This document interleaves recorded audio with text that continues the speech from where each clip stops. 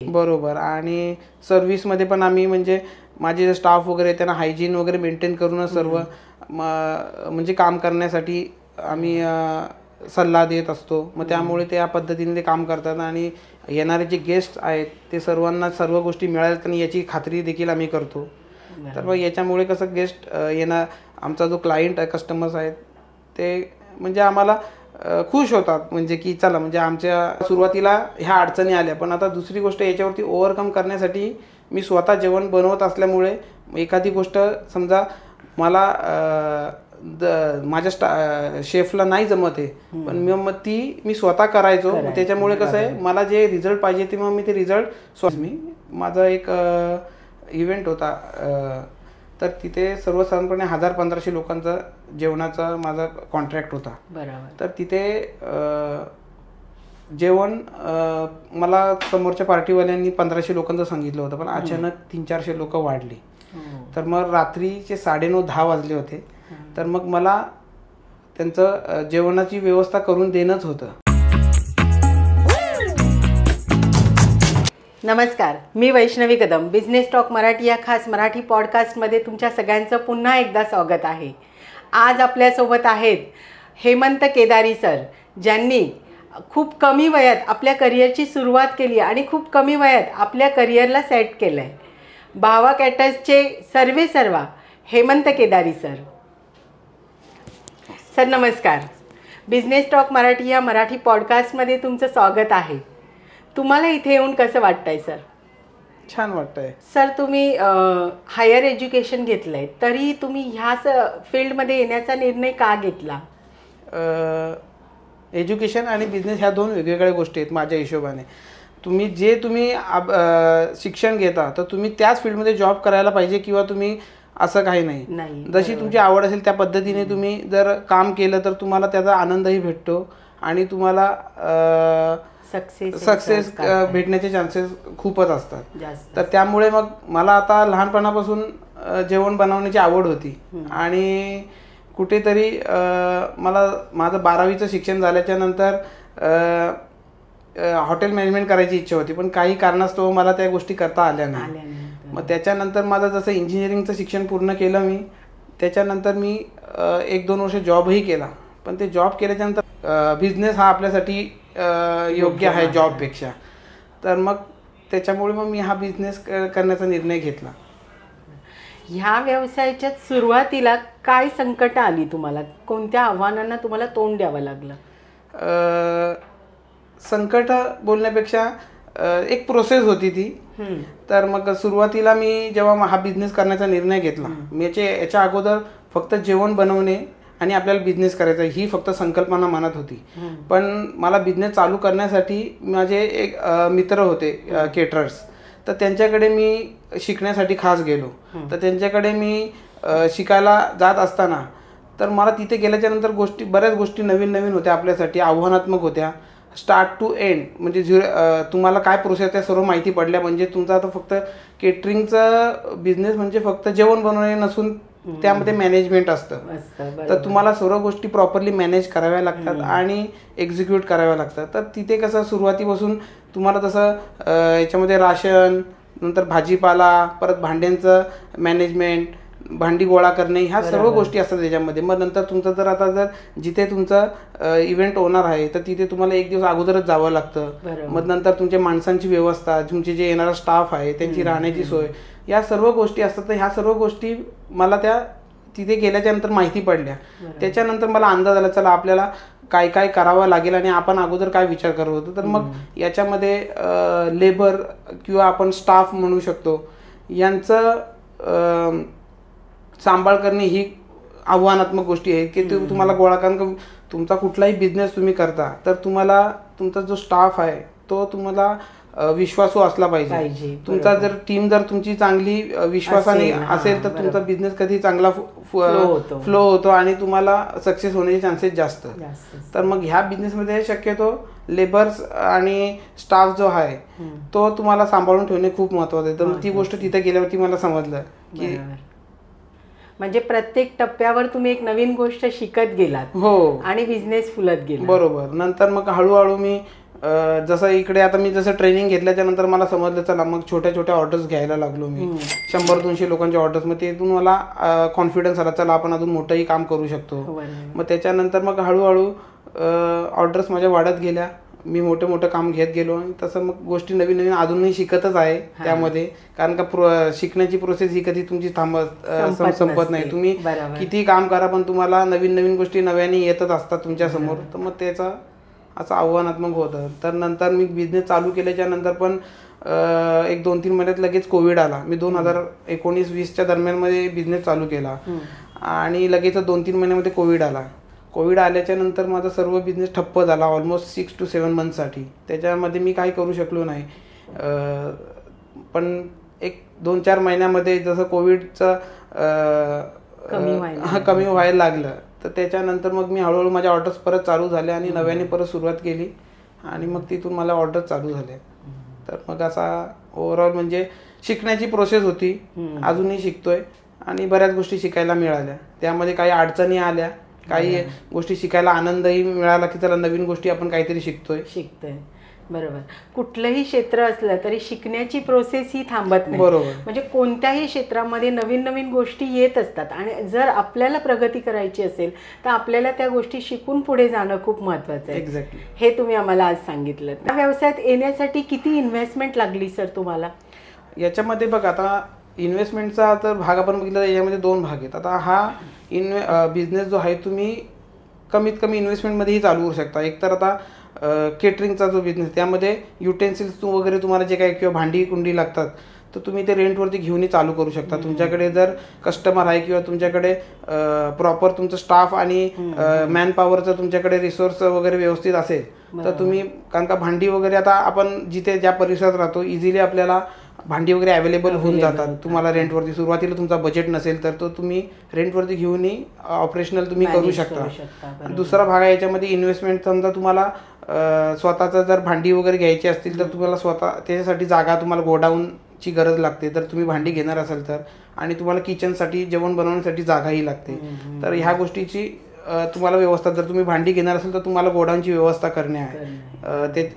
त्याच्यानंतर तुम्हाला जर हवं तर तुम्ही टेम्पो तुमचा घेऊ शकता स्वतःचा, कारण का तुम्हाला सामानाचं ने आण करण्यासाठी ते बरं पडतं. किंवा कारण का ह्या बिझनेसमध्ये कसं टायमाचं वेळेचं बंधन नाही तुम्हाला. म्हणजे कधी समजा रात्रीचं काम असेल तर तुम्हाला उशीरही होतो, तर त्यावेळेस जर स्वतःची गाडी असेल तर आपल्या ट्रान्सपोर्टेशनसाठी मग ते बरं पडतं. तर मग ओव्हरऑल तुम्हाला तुम्ही रेंटेड घेऊनही करू शकता किंवा तुमच्या स्वतःकडे समजा पैसे वगैरे असतील, तुमचा फंड रेडी असेल तर तुम्ही स्वतःचा सेटअप टाकूनही बिझनेस चालू करू शकता. आत्ताच्या यंग जनरेशनसाठी ही खूप चांगली गोष्ट आहे. कमी पैशात रेंटेड वस्तू करूनही तुम्ही तुमचा बिझनेस सुरू करू शकता आणि जर तुमच्याकडे फंड अवेलेबल आहे तर तुम्ही ते परचेस करूनही तुम्ही तुमचा बिझनेस सुरू करू शकता. सर, कॅटरिंगचा बिझनेस तुम्ही खूप वर्ष करताय, चांगली क्वालिटी मेंटेन करताय, तर तुमच्या सर्व्हिसमध्ये इतरांपेक्षा वेगळेपण काय आहे?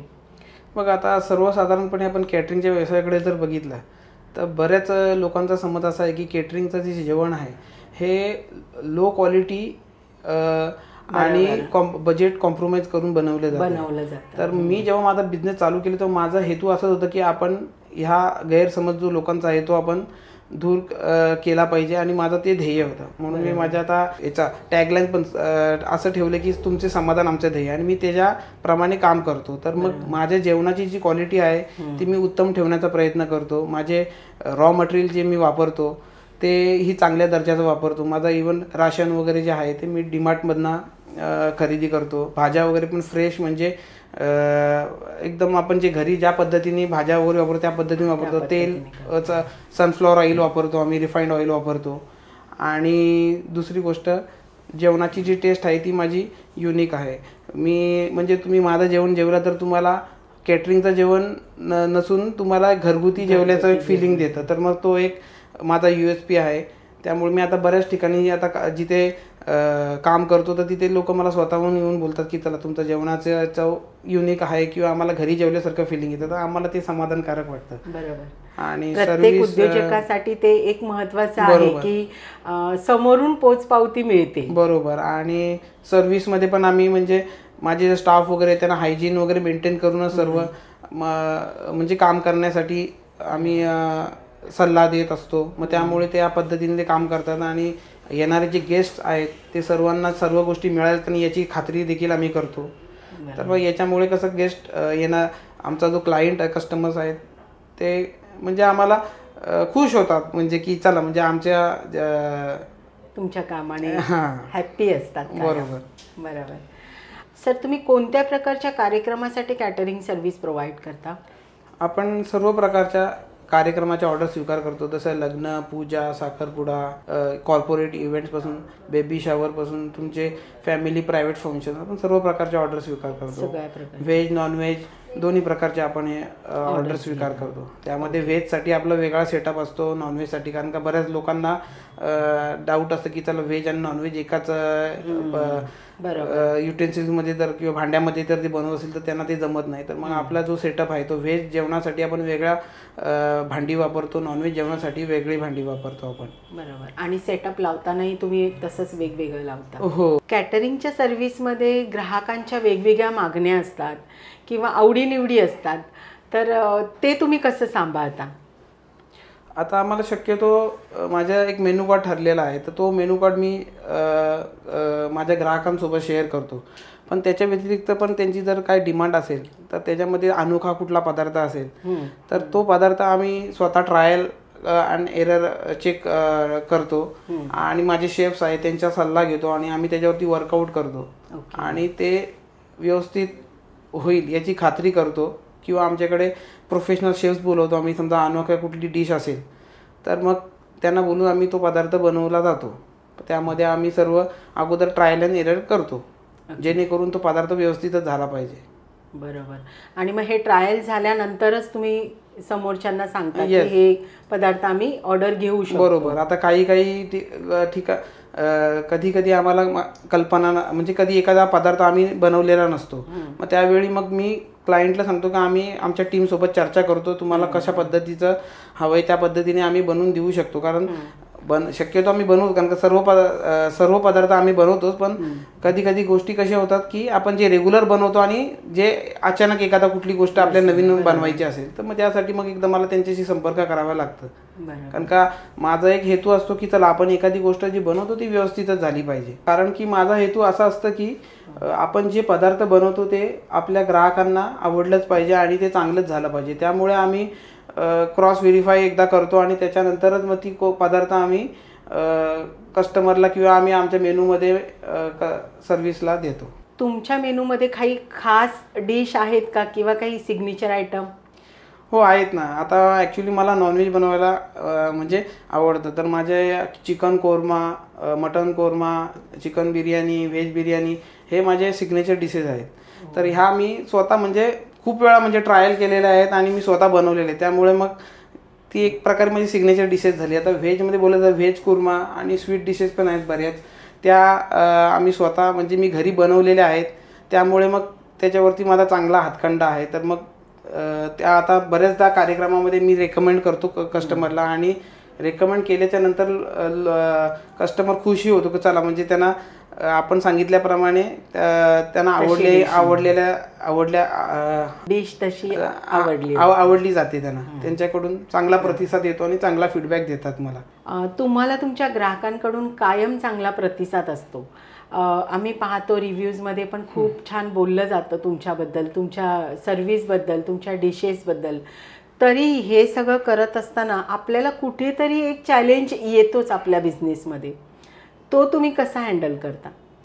चॅलेंज चांगला विश्वास तुमचा किंवा तुम्ही जेव्हा तुम्ही रेग्युलरली तुमच्याकडे एखादा व्यक्ती तुमच्याकडे कामाला किंवा तुमचा एम्प्लॉय कामाला येतो तर तुमचा मग स्वतःचा होऊन जातो. तर आता मला सुरुवातीला ह्या अडचणी आल्या, पण आता दुसरी गोष्ट याच्यावरती ओव्हरकम करण्यासाठी मी स्वतः जेवण बनवत असल्यामुळे एखादी गोष्ट समजा मला माझ्या शेफला नाही जमत आहे पण मग ती मी स्वतः करायचो. त्याच्यामुळे कसं आहे मला जे रिझल्ट पाहिजे ते मग मी ते रिझल्ट स्वतः आणायचो आणि माझी प्रोसेस ठरली होती जेवण बनवण्याची. त्या प्रोसेसप्रमाणेच मी म्हणजे माझे शेफ्स वगैरे आहेत त्यांना इन्स्ट्रक्शन्स देतो, त्याप्रमाणेच ते लोक काम करतात.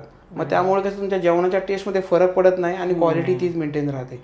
पण आहे म्हणजे याच्यामध्ये तुम्हाला स्टाफ तुमचं मॅनेज करणे हा तुमच्यासाठी एक चॅलेंजिंग टास्क आहे. मोठी टास्क आहे, राईट. आणि ती तुम्ही कम्प्लीटही करता. हो, म्हणजे आता कसं आहे तुमच्या बिझनेसबद्दल तुम्हाला 0 to end सर्व गोष्टी. आता माझ्या याच्यामध्ये बिझनेसमध्ये सुरुवातीपासून एंडपर्यंत म्हणजे तुमचं कटिंगचं झालं किंवा तुमचं युटेन्सिल्स क्लिनिंग झालं किंवा जेवण बनवण्याची गोष्ट झाली, मॅनेजमेंट गोष्टी झाली, ह्या सर्व गोष्टी परत टेबल सेटअप का डेकोरेशन वगैरे पण आपल्याला करावं लागतं. ह्या सर्व गोष्टीचं मी स्वतः करत असल्यामुळे मला अडचणी येतात पण त्याच्यावरती मी काम करून किंवा माझं काम कुठे अडत नाही. बरोबर. कारण का तुम्हाला स्वतःला गोष्टी आल्या पाहिजेत त्या, तुमचं काम कुठे अडत नाही. या सगळ्या प्रवासात असा कोणता एक अविस्मरणीय प्रसंग आहे जो तुम्हाला कायम लक्षात राहिला? एक 2-3 वर्षापूर्वी आता नवीनच चालू केलं होतं बिझनेस मी. माझा एक इव्हेंट होता, तर तिथे सर्वसाधारणपणे 1000-1500 लोकांचा जेवणाचा माझा कॉन्ट्रॅक्ट होता. बरोबर. तर तिथे जेवण मला समोरच्या पार्टीवाल्यांनी 1500 लोकांचं सांगितलं होतं, पण अचानक 300-400 लोक वाढली. तर मग रात्रीचे 9:30-10 वाजले होते. तर मग मला त्यांचं जेवणाची व्यवस्था करून देणंच होतं. तर मग त्यावेळेस रात्रीचे 10 वाजता मी सर्व काही म्हणजे दुकानं वगैरे पण ऑलमोस्ट शॉप्स वगैरे बंद होते, पण मी कुठून कसं तरी मॅनेज केलं आणि त्यांना ते जेवण 200 लोक जेवायची होती बाकी. कारण काय रात्री संध्याकाळचा इव्हेंट होता आणि आपला इव्हेंटच्या एंडला आपली घरातलीच माणसं शक्यतो जेवायची वगैरे असतात किंवा आपले फॅमिली मेंबर्स. तर मग त्यांना जेवण नाही मिळालं तर मग ते पार्टीवाल्यासाठी थोडं अपमानास्पद असतं आणि केटरिंगवाल्याचं पण नाव तेवढंच हे होतं. पण त्यावेळी माझ्यासाठी तो चॅलेंजिंग टास्क होता एक प्रकारे, पण मी ते पूर्ण केलं. रात्री 1 तास उशीर झाला, पण त्यांना जेवढे आपले आयटम्स होते ते पुन्हा आम्ही बनवले. आणि माझ्या टीमनी पण खूप मेहनत घेतली त्यासाठी. त्यांनी काय कुठल्या गोष्टीला कमी पडलं नाही, पण त्यांनी 300-400 लोकांचं जे जेवण होतं ते त्यांनी बनवून दिलं. तर तो माझ्यासाठी एक चॅलेंजिंग आणि अविस्मरणीय, त्यामधून शिकायला पण भरपूर भेटलं की अशा गोष्टी घडू शकतात. बरोबर. आणि अशाच छोट्या छोट्या गोष्टी आपल्याला बिझनेसमध्ये बरंच काही शिकवून जातात. बरोबर ना. सर, तुम्ही नवी मुंबई, पुणे, मुंबई असा प्रवास करता, म्हणजे इथून तुम्हाला ऑर्डर्स असतात, इथपर्यंत तुमचा बिझनेस पोहोचला आहे. तर हा बिझनेस वाढवण्यामागे तुमच्या शिक्षणाचा किती हातभार आहे? शिक्षणाचा उपयोग तुम्हाला तुमच्या व्यवसायामध्ये नक्कीच होतो. तुम्ही जर जो व्यवसाय करणार आहे त्याच्याबद्दल जर त्याच्या निगडीतच तुम्ही जर शिक्षण घेत असाल किंवा घेतला असेल तर तुम्हाला त्याचा नक्की फायदा होतो. आता माझ्या केसमध्ये गोष्ट थोडी वेगळी आहे. मला इच्छा होती हॉटेल मॅनेजमेंट करायची, पण मी करू शकलो नाही. मी इंजिनिअरिंग केलं, पण तरी पण माझी मनामध्ये इच्छा होती बिझनेस करायचा आणि कुकिंगचं. ह्या गोष्टी मिळून आल्यामुळे मला ह्या गोष्टी बिझनेस मला करता आलं. पण माझं याच्यामध्ये फायदा असा होतो की लोकांचा दृष्टिकोन तुमच्याकडे बघण्याचा वेगळा होतो. चला मुलगा इंजिनियर आहे तरी पण तो केटरिंगचा बिझनेस करतो. आणि नंतर तुमचा बोलण्या चालण्यामध्ये पण फरक. जर तुम्ही वेल एज्युकेटेड असाल तर तुम्ही जेव्हा क्लायंट समोर किंवा कस्टमर सोबत जाता तर तुम्हाला माहिती आहे की चला समोर काय बोलायचं आहे, कसं काय हँडल करायचं आहे. तर याचा फायदा होतो तुम्हाला. आणि तर मला तेच की लोकांचा बघण्याचा दृष्टिकोन जो आहे तो पॉझिटिव्हली बघतात. आणि चला इंजिनियर आहे तरी पण हा मुलगा केटरिंगचा व्यवसाय, आणि तरुण पिढीसाठी तो एक पॉझिटिव्हली घेण्यासारखी गोष्ट आहे. आणि मग लोक त्याच्याबद्दल पण विचार करतात की चला आपणही करू शकतो. मार्केटमध्ये तसे खूप सारे कॉम्पिटिटर आहेत. सोबतच भावा कॅटर्सचं खूप नाव आहे नवी मुंबईमध्ये. तर हा बिझनेस टिकवण्यासाठी आणि वाढवण्यासाठी तुम्ही काय असे वेगळे प्रयत्न करताय? तसं बघायला गेलो तर माझ्या जेवणाची जी टेस्ट आहे ती इतरांपेक्षा वेगळी आहे. कारण मी टिपिकल केटरिंगची जी प्रोसेस आहे ती फॉलो न करता माझी एक स्वतःची प्रोसेस आहे. त्या पद्धतीने मी जेवण बनवतो. मसाले वगैरे आहेत ते आपले घरगुती पद्धतीचे वापरतो. त्यामुळे कसं लोकांना जेव्हा मी सर्व्हिस देतो किंवा माझं जेवण जेव्हा लोक टेस्ट करतात तेव्हा त्यांच्याकडनं प्रतिसाद असा येतो की तुमचं जेवण टिपिकल केटरिंग सारखं नसून एक घरगुती चव देतं आणि आम्हाला कधी त्रास वगैरे होत नाही. त्यामुळे मग ती गोष्ट थोडीशी वेगळी पडते माझ्या बिझनेसची. आणि सर्व्हिसच्या बाबतीत पण आम्ही चांगली काळजी घेतो. आमचा जो स्टाफ आहे तो कधी उद्धट वगैरे कधी कोणाची बोलत नाही, कारण का याच्यामध्ये बऱ्याचदा आपल्याला पाहायला मिळतं की कस्टमर आहेत किंवा क्लायंट्स आहेत ते त्यांना कधी एखादी गोष्ट नाही वाटली तरी पण ते काहीतरी बोलणार, पण माझा स्टाफ वगैरे आहे, सर्व्हिस चांगली आहे, ते चांगलं व्यवस्थित बोलतात. आलेले जे गेस्ट आहेत त्यांना सगळ्यांना सगळ्या गोष्टी मिळाल्यात नाही मिळाल्या याची सर्व खात्री करतात. मग त्याच्यामुळे ही थोडी बाजू वेगळी पडते माझी इतरांपेक्षा. सर्व्हिस तुमची वेगळी आहे. येस. आणि माझा कनेक्ट एक असतो, म्हणजे मी जेव्हा ज्यांचा ऑर्डर्स घेतो तर मग ते माझा स्वतःचा घरचं काम समजून ह्या पद्धतीने करतो. मग त्यामुळे तो एक वेगळा कनेक्ट होऊन जातो कस्टमर सोबत. मग ते घरातलं समजूनच मला ट्रीट करतात. मग कामं पण मग शेवटी कसं तुमचं बॉन्डिंग जर व्यवस्थित असेल तर त्या पद्धतीने मग तुमचं काम होतं आणि काम पण त्या हिशोबाने होतं. तर मग त्यामुळे मग मला त्याचा एक फायदा होतो की मी काम व्यवस्थित, आणि माझा हेतूच असा असतो की आपण काम व्यवस्थितच करून द्यावं, ज्याचं घ्यावं त्याचं. अशा केसमध्ये तुम्ही स्वतः असता का सर तिकडे, की फक्त तुमचा स्टाफच हँडल करत असतो? नाही, मी स्वतः असतो. आता माझ्या प्रत्येक गोष्टीला मॉनिटरिंग करण्यासाठी मी स्वतः असतो. माझा इव्हन आता जरी मोठं काम जरी असेल तरी माझे शेफ्स असतात तिथे जेवण बनवण्यासाठी, पण माझ्या मॉनिटरिंग शिवाय किंवा मला विचारल्याशिवाय कुठली गोष्ट पुढे जात नाही. कारण का माझी प्रोसेस ही ठरवलेली आहे मी. मग त्या प्रोसेस प्रमाणेच काम होतं. बरोबर. आणि मी स्वतः तिथे असल्यामुळे कसं त्यांना पण एक जे स्टाफ आहे किंवा माझे एम्प्लॉईज आहेत त्यांना पण एक थोडासा एक सपोर्ट राहतो. चल आपला मालक स्वतः इथे उभा आहे तर मग आपल्याला त्यांना कामाला पण ऊर्जा एक वेगळी भेटते. आपण बऱ्याचदा असं बघतो की मालक तिथेशी त्यांना सर्व लागणाऱ्या सर्व वस्तू उपलब्ध करून देतो, पण तो स्वतः मग तिथे राहत नसतो. मग त्याच्यामध्ये कामाचा बराच परिणाम होतो. पण मी त्या गोष्टी तशा करत नाही. एका दिवशी एकच काम मी घेतो. म्हणजे असं नाही की चला आपल्याकडे मल्टिपल काम आले तर मल्टिपल, एका दिवशी एकच काम करायचं. कारण का एक काम तुम्ही एका दिवशी केलं तर तुमचं काम ते व्यवस्थित पार पडतं. काम व्यवस्थित करणे माझा हा उद्देश आहे याच्यामध्ये. सर तुमच्याकडे मुंबई, नवी मुंबई, पुण्या इथून वेगवेगळ्या ठिकाणाहून तुम्हाला ऑर्डर्स असतात. तुमचं कामही बऱ्यापैकी वाढलंय, लोकांचा रिस्पॉन्सही खूप छान असतो तुम्हाला. तर असे नवीन नवीन ग्राहक शोधण्यासाठी तुम्ही स्पेशली काय करताय? आता मोस्ट ऑफ दी मला जी काही कामं आता मिळत आहेत किंवा मी जी कामं करतो तर ती मोस्ट ऑफ द माउथ पब्लिसिटीवरतीच मला येत आहेत. पण आजकालच्या युगामध्ये ऑनलाईनचा जमाना आहे, तर मग त्यामध्ये मी डिजिटल मार्केटिंगचा उपयोग करत आहे. तर त्यामध्ये विकी डिजिटल सर्व्हिसेसचा मी मदत घेतली आहे, तर त्यांचा मला चांगला उपयोग होतो आहे. तर मग मला कॉल्स वगैरे येत आहेत ऑनलाईन, आणि लोक आपल्याला कसं ऑनलाईन असेल तुम्ही अवेलेबल तर तुम्हाला व्हॉल्यूममध्ये तुम्हाला प्रसारित होता येतं आणि तुमचा सर्वांपर्यंत तुम्ही पोहोचू शकता. बरोबर. तर म्हणजे बिझनेस वाढवण्यासाठी जसं क्वालिटी महत्त्वाची आहे, सर्व्हिस महत्त्वाची आहे, तसंच मार्केटिंग ही गरजेचं आहे. प्रत्येकाने लक्षात घेणं गरजेचं. एखाद्या अनोख्या डिशसाठी ग्राहकांकडून जर त्याच वेळेला मागणी आली तर मग तुम्ही आणि तुमची टीम काय करता? ती मागणी पूर्ण करता की नकार देता?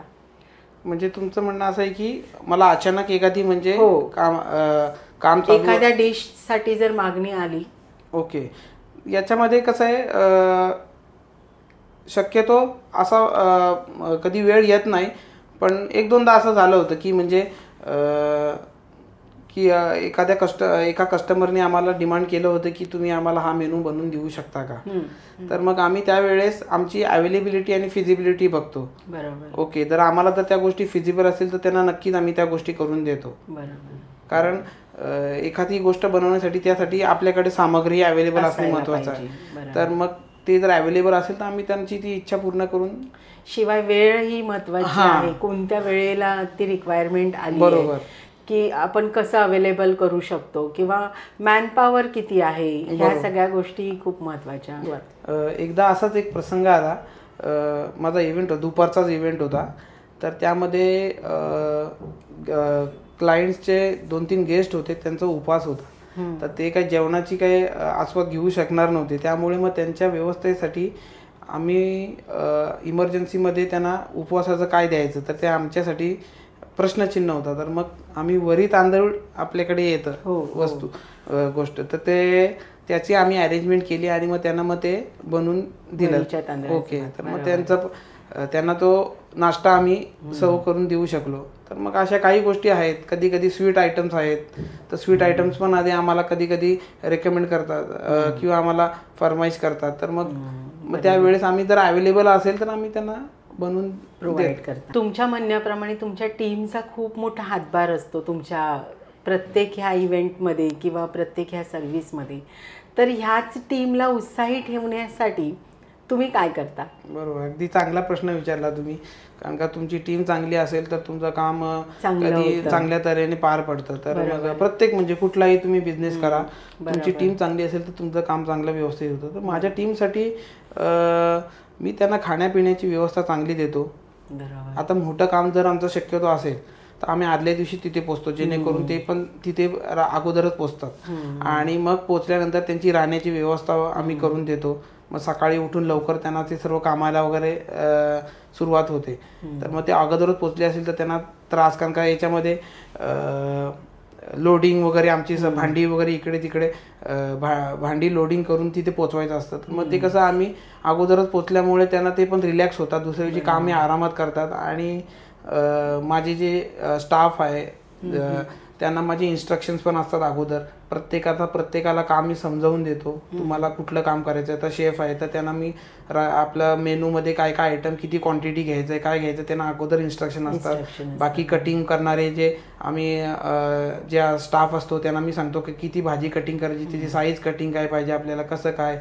नंतर बाकी युटेन्सिल क्लिनिंग करणारे असतात, प्लेट वायपिंग करणारे असतात. तर त्यांना सर्वांना मी मार्गदर्शन देतो की तुम्हाला कशा पद्धतीने काय करायचं आहे. त्याच्यामुळे कसं आहे, आणि मी स्वतः पण तिथे अवेलेबल असतो आणि गरज भासल्यास मी स्वतः तिथे काम करतो या सर्व गोष्टीचा इमर्जन्सीला. कारण कधी कधी आउट ऑफ टाइम पण जात असेल तर आपल्याला स्वतः पण हातभार लावायला लागतो. तर त्याच्यामुळे कसं त्यांच्यामध्ये पण एक उत्साह निर्माण होतो, चला मालक स्वतः इथे येऊन काम करतोय, मग ते पण त्याच ऊर्जेने काम करतात. आणि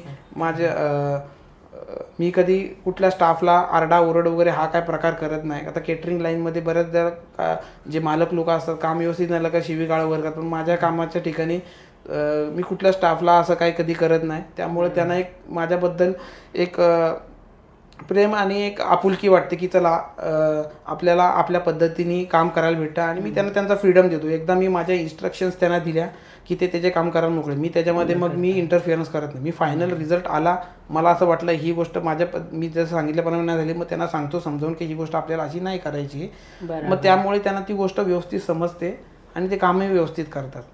आणि तुमच्या स्टाफला जर तुम्ही एन्व्हायरमेंट चांगला दिलं तर तो ॲट द एंड ऑफ तुमचा जो होणारा जो प्रॉडक्ट आहे तो पण चांगला, कारण का त्यांची पण एनर्जी तिथे कुठेतरी लागणार असते, पॉझिटिव्ह एनर्जी. हां, तर मग तुम्ही जर चांगल्या भावनेने ते काम करता तर जेवण ऑटोमॅटिकली तुमचं चांगलं होणार आहे.